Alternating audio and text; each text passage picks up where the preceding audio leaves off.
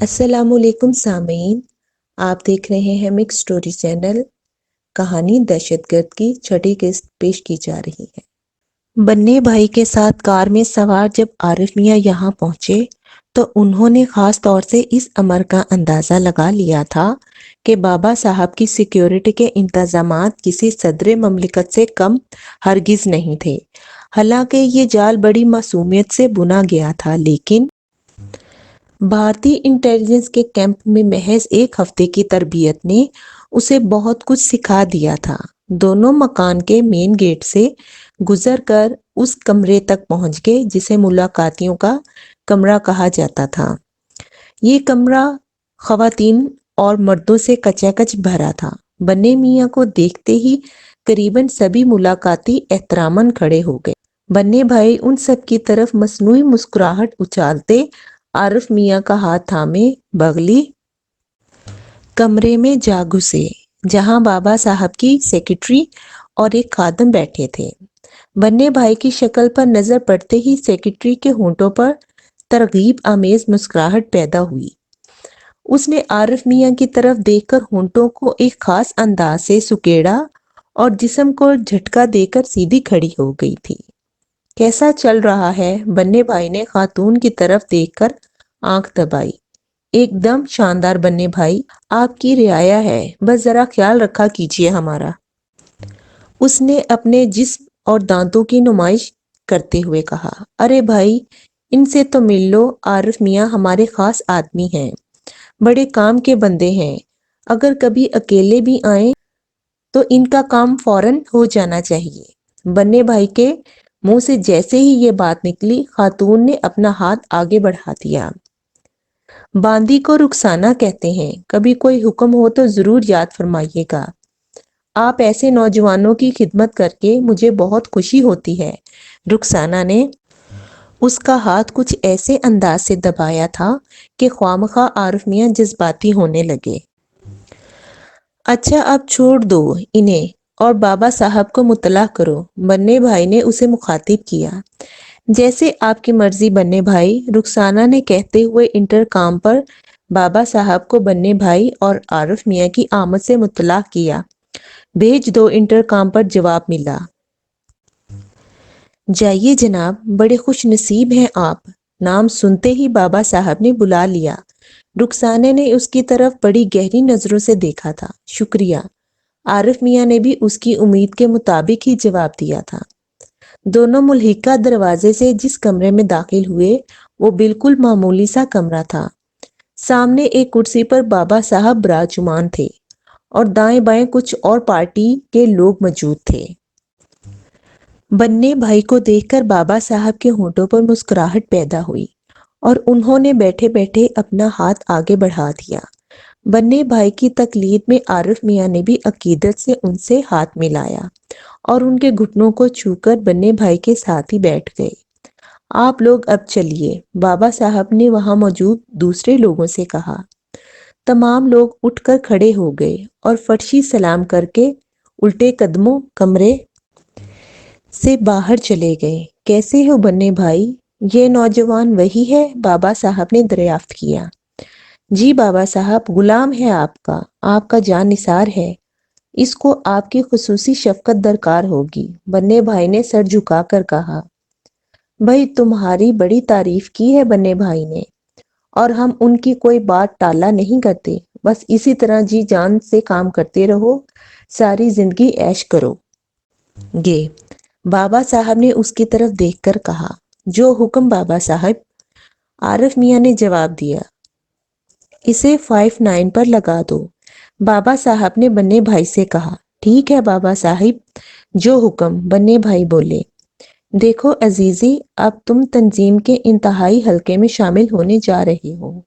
ایک بات کا خیال رکھنا کہ ہماری بقا کا راز ہماری رازداری میں ہے۔ اس تنظیم میں آنے کے بعد ہم کو سختی سے ایک نظم کا پابند ہونا پڑتا ہے۔ جس نے بھی اس نظم سے نکلنے کی کوشش کی یا اس کے کسی اصول کو توڑا، اسے نیچرلی سخت سزا بھگتنا پڑتی ہے۔ بسا اوقات جان سے بھی ہاتھ دھونے پڑتے ہیں۔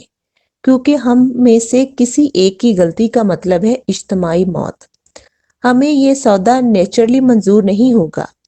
اگر تم میری جگہ پر ہو تو تم بھی یہ نہیں چاہو گے کہ ایک کارکن کی غلطی سے ہم سب کی جانیں داؤں پر لگ جائیں۔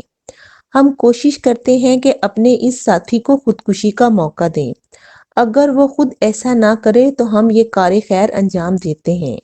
یوں بھی ہمیں شہیدوں کی ضرورت رہتی ہے۔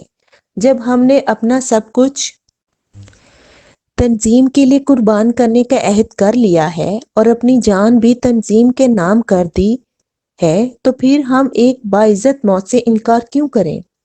مرنا تو ایک دن سب نے ہے، لیکن تنظیم کی فلاح کے لیے مارے جانے یا مر جانے والوں کو ہم ممتاز مقام دلاتے ہیں۔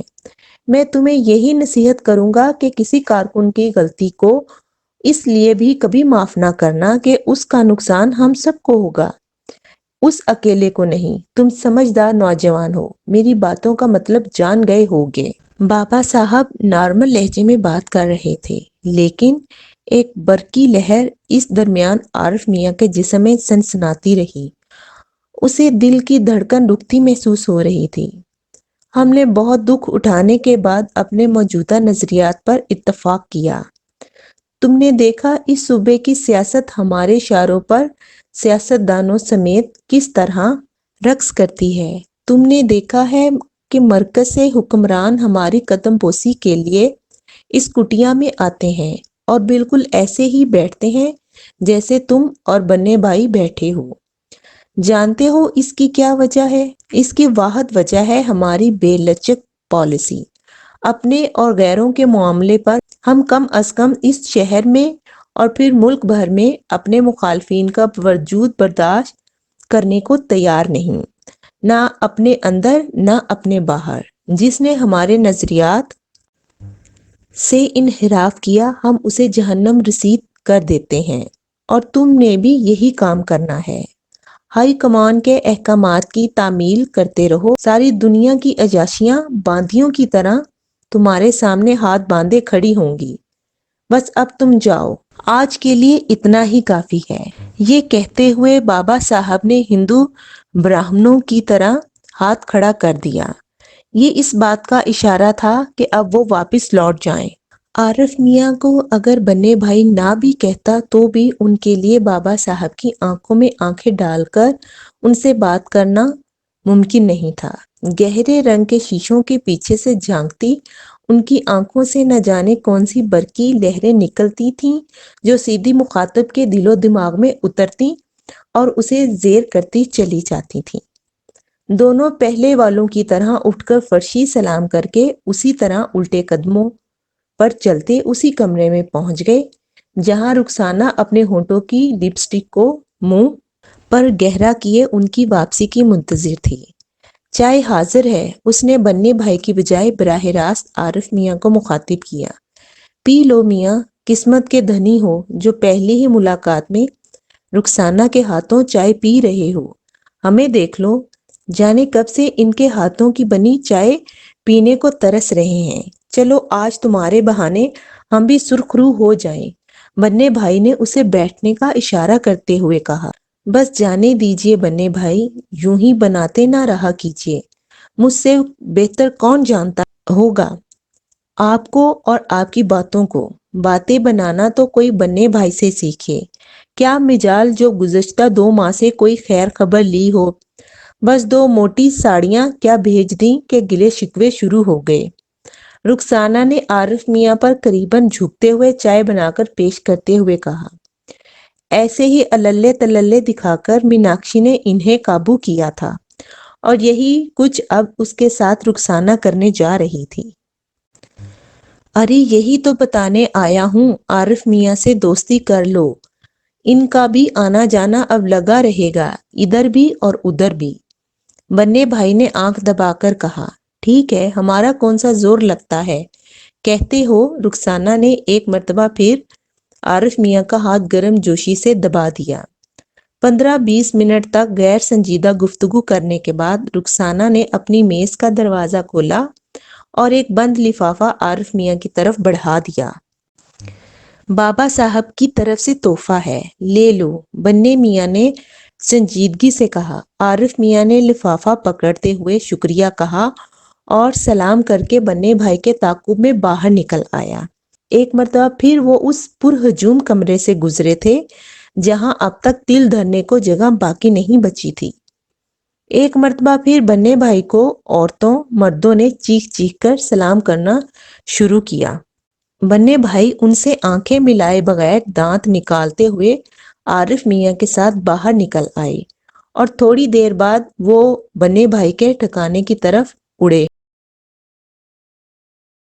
یہ ہے تمہارا نیا پاسپورٹ، ویزا سمیت۔ تمہاری ڈیوٹی اب بابا صاحب کے حکم سے 59 پر لگا دی گئی ہے۔ 59 کی اہمیت تمہیں معلوم ہے۔ اب تمہارا شمار تنظیم کے خاص لوگوں میں ہونے لگا ہے اور تمہیں خاص کام کرنے ہوں گے۔ کام سے فراغت پر تم بھارت یاترا کے لیے نکل جاؤ۔ بابا صاحب کے حکم سے وہاں ایسا بندوبست ہو جائے گا کہ تم اپنی محبوبہ کو مستقل یہیں لے آؤ، لیکن ایک بات کا خیال رکھنا کہ تنظیم سے متعلق معاملات میں ہم صرف ہاتھوں کا استعمال کرتے ہیں، دل اور دماغ کا نہیں۔ جو حکم ملے گا اس کی تعمیل کرنی ہے بہر صورت، خواہ اس میں ہماری جان ہی کیوں نہ چلی جائے۔ بننے بھائی نے اپنے ٹھکانے پر پہنچ کر پاسپورٹ اسے تھماتے ہوئے کہا۔ یہ پاسپورٹ کسی دوسرے نام سے بنایا گیا اور نمبر 2 تھا۔ یہ جبار ہے، بننے بھائی نے اس درمیان خاموشی سے اندر آنے والے کا تعارف کراتے ہوئے کہا۔ آج سے تم اسے اپنا مستقل ساتھی سمجھو، تم دونوں مل کر آپریشن پلان کیا کرو۔ ہمیں صرف اپنی ڈیمانڈ بتاؤ، جس علاقے کے پولیس اسٹیشن کو قابو کرنا ہے اس کا نام بتاؤ اور جس پولیس افسر سے شکایت ہے وہ بتاؤ۔ یہ کام ہم کیا کریں گے، باقی کام تمہیں کرنا ہے۔ بننے بھائی کی آنکھوں میں ناچتی وحشت اب ان کے منحوس چہرے پر بھی اتر آئی تھی۔